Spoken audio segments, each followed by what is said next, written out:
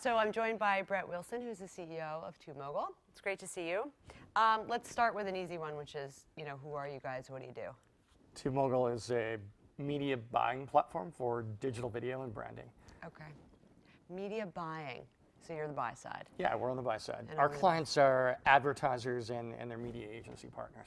And so when you say digital video and branding, you didn't say the word programmatic, you didn't say the word direct, you didn't say it's IO based. I mean, what does that mean for you? I could have said programmatic. I mean, 90% of our clients are actually logging in and doing everything themselves. So, okay. So it's truly programmatic. A lot of times, programmatic is just such a buzzword, and sometimes it's very meaningless.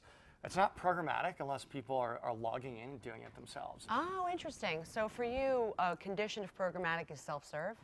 Yeah, I mean, that's how we think of it. If clients, often we'll train them initially. We'll do their first few campaigns, but over time, they're running the campaigns on their own. And it's 90% now? Yeah, it's 90%. And what was it like 2 years ago?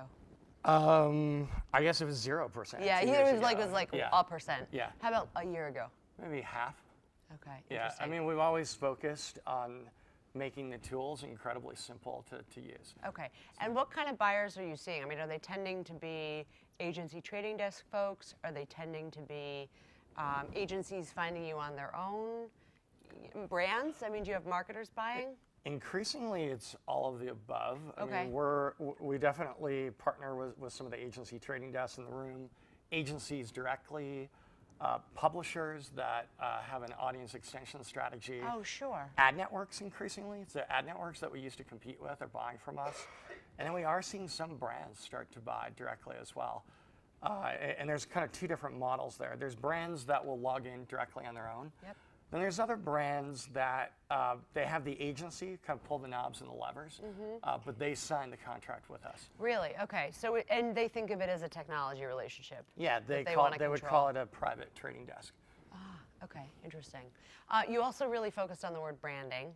So let's talk about that. I mean, when you're talking about brands logging into these platforms, these are brands with brand buyers and brand goals? Yeah, brand buyers, and these are people that they want to shape hearts and minds, and they think of branding predominantly as television, as video, and they care a lot about context, and they care a lot about traditional buying metrics like GRP and measuring on Nielsen.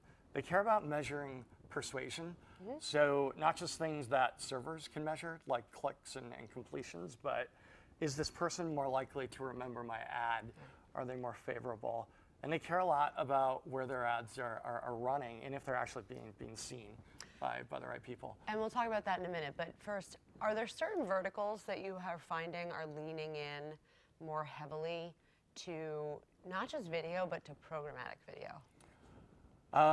Insurance has been a good vertical for us. Entertainment has been. CPG has been. So I guess no, it's across the board.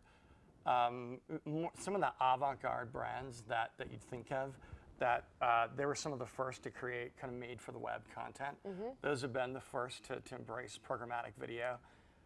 There's some brands that, the ones that brought paid search in-house. Sure. That they buy Google, they buy Microsoft Ad Center, Yahoo themselves, programmatic. I mean, it's the same thing as search, right? It's just applied to other media types. But those guys aren't necessarily doing it. They don't have. Are they bringing branding goals to programmatic because it's video, or they're not using it for DR? Are they? Our clients don't use video for DR. No. Do you say, "I'm sorry, we will not take your business because"? No, I'm just kidding. I mean, one of the things that I've always wanted to do is make branding more like Google has made direct response. Okay, so talk about that. You can use the software however you want. And the idea is you should, within a few minutes, be able to launch a campaign that's scalable and sophisticated and viewable and know whether or not it's working, and then iterate. So I don't think branding needs to be fuzzy anymore. And that's kind of the mission that drives us, is just to make branding incredibly accountable. So are they generally tending to launch surveys with them? And are they the sort of one question surveys that you can sort of immediately get results on and add the results into the optimization framework? Or it depends. I think maybe 20-30% of campaigns have some type of survey. other campaigns are optimizing to a target audience. Oh, okay. And that's a new phenomena. We didn't see that a year ago. Yeah. Probably 30% of campaigns have an audience guarantee or an audience target on them now. And does it tend to be third-party audiences, or are they saying, essentially, I'm pushing my first-party data into your platform, I want these cookies? It's third-party. I think the big trend is demographics as validated by someone else, other than the source of the media and other than a third-party data company. Nielsen and Comscore being the predominant players. Sure, okay. And then, yeah, we're seeing some first-party data plays, but for the most part, for better or for worse, a lot of our clients, they just want to reach a demo that's validated by someone that they believe in. I mean, what proportion of your clients are coming from the traditional TV world? Again, a year ago, none. Now, I'd say we have maybe 50, 100 campaigns from TV buyers. Okay. So these are actual TV buyers, not digital people, selling to TV. And that's new, and I'm not sure how big it's going to be. I mean, we all know TV money's coming into digital, but the digital people have been the recipient of that to date. Mm-hmm. We're seeing actual TV buyers now. Well, and how is that going? I mean, do they get it? Are they doing well with it? I think there's a lot of paradigms that you need to address. Okay. In TV, you can buy a show. On the web, there's no one website that has the audience of a show that you can buy. But then in digital, we have a lot of accountability that you don't have in TV. We have frequency caps and impression level reporting, not census-based reporting. So yeah, it's slow, but it's definitely happening. Okay, and that will continue? I think so. I mean, we launched a product that makes, you can basically switch from CPM mode, which would be very familiar to you and I, to GRP mode. So you can plan by, yep, you can plan by and measure your digital video campaigns on GRP. So you're making it really easy for them. We're trying to. Yeah.